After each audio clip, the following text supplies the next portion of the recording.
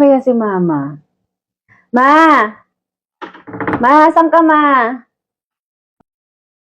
Oh, ano yun? Morning po, Ma.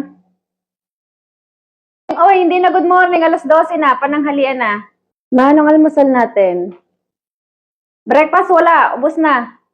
Tayo mo na lang tong pananghalian. Eh, yung ganyan mga ginagawa niyo mga bata kayo. Kami nung araw. Alas 6 pa lang gising na kami. Nagwawalis na kami. Nakapagpakain na kami ng mga manok.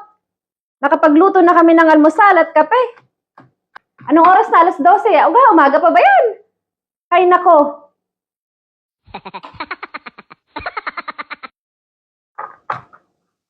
Tutulog-tulog kayo. Wala na kayong natutulong dito sa bahay. Opo, Ma. Sarap lang po ng kaunti yung tulog.